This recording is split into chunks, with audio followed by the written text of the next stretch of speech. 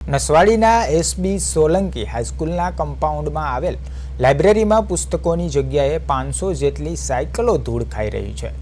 લાખો રૂપિયાના ખર્ચે બનેલી લાઇબ્રેરીમાં આજ દિન સુધી એક પણ પુસ્તક નથી મુકાયું, જેની જગ્યાએ સાયકલોનું ગોડાઉન બનાવી દેવામાં આવ્યું છે। સરકાર દ્વારા ગરીબ કન્યાઓને ચાલતા શાળાએ જવું પડે તેમજ શાળાએ સમયસર પહોંચવા માટે કન્યાઓને સાયકલ આપવામાં આવતી હોય છે, પરંતુ અધિકારીઓ અને શાળાના સત્તાધીશોએ કાળજી ના લેતા સાયકલ ગોડાઉનમાં જ પડી રહી છે। આદિવાસી વિસ્તારની વિદ્યાર્થિનીઓને પ્રાથમિક શાળાએ જવા માટે રાજ્ય સરકાર દ્વારા સરસ્વતી સાધના યોજના અંતર્ગત સાયકલ આપવામાં આવે છે।